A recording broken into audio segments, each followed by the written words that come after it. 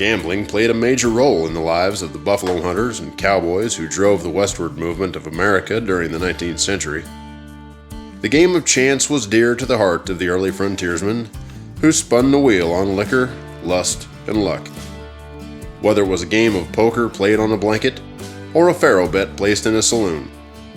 Like most frontier towns, Dodge City started with a small clump of tents, including first a saloon, a general store, and livery stable. It did not take long for the settlement to expand, and with this expansion, entertainment came with the games of chance.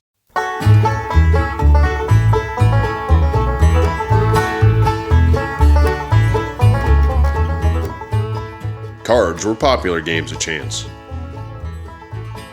The great Texas cattle drives of the 1870s brought hordes of gamblers and willing cowboys to the wide-open railhead towns in Kansas like Dodge City. Once the card games of Faro, Monte, 21, and poker got started, the clock ran non-stop in places like the Crystal Palace, the Alhambra, the Lady Gay, the Junction Saloon, and the Long Branch. After months of pushing steers up the western trail to the railhead, the cowboy longed for a hot bath, haircut, a good meal, a decent drink of whiskey, a woman companion, and a chance of bucking the tiger at the faro tables. The faro game was also called bucking the tiger, or twisting the tiger's tail. This was because during the 1830s, a faro playing kit was often carried in a mahogany box with a Royal Bengal Tiger painted on the cover. Players adopted the tiger as the presiding deity of the game. The name also fits because of the fast pace of the game, the large stakes played, and the devastating losses suffered by some players and dealers. Some gambling houses would simply hang a picture of a tiger in their windows to advertise that a game could be found within.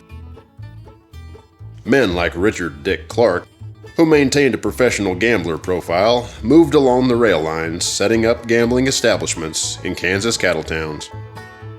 In 1875, the tall, thin, pale-faced, dark-haired professional gambler arrived in Dodge City. He ran the faro tables at some of the most notorious gambling halls of the day, including the Green Front, the Lone Star, the Crystal Palace, and the Alamo. Between his faro banks and poker games, he managed a very successful run in Dodge City, avoiding any major incidents. The French first brought the faro game to America in the mid-1700s. Legend has it that the first saloon game was set up in 1803 in New Orleans by John Law, an exiled Scotsman. The layout was a rectangular-shaped oil or green felt cloth with 13 pictures of cards from one suit painted on it. The painted suit of cards, usually spades, were painted from an ace through king in rank. The painted card squares were arranged in 2 rows of 6 cards, with the 7 of spades sitting to the right of the rows. At the top of the cloth was a bar reading, High Card. Many frontier gamblers like Wyatt Earp, Doc Holliday, Bat Masterson, and Luke Short were more than willing to be faro dealers to take on a violent confrontation with an angry loser. The dealer sat on one side of an oblong table with a layout in front of them. The dealer dealt the face-up cards out of a spring-loaded box. To the right of the dealer was the cash box. The cash box contained tokens called checks.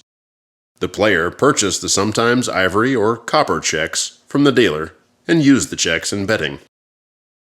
The dealer-printed cards usually bore the name Pharaoh Cards. These were the most popular Pharaoh cards in the West. They were produced by Samuel Hart and Company of Philadelphia. The company started producing Pharaoh cards in 1868. On the opposite side of the dealer sat the casekeeper. The casekeeper used a device similar to an abacus, and also served as an armed lookout.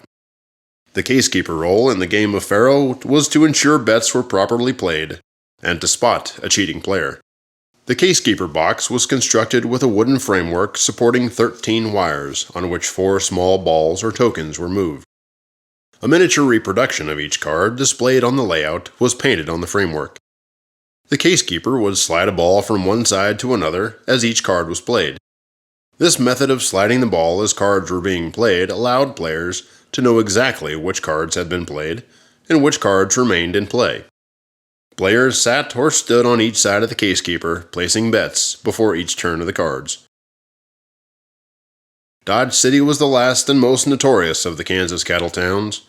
By 1875, Texas Longhorns were driven to Dodge City, and for 10 years, the small makeshift town on the prairie boomed into a cowboy capital. It became known as the beautiful, babyless Babylon of the frontier.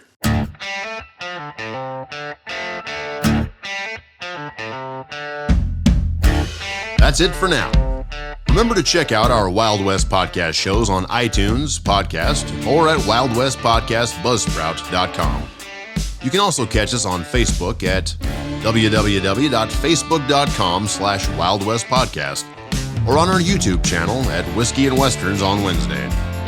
Thanks for listening to our podcast. You can learn more about the legends of Dodge City by visiting our website at worldfamousgunfighters.weebly.com. If you would like to purchase one of our books, you can go to worldfamousgunfighters.weebly.com/books.html.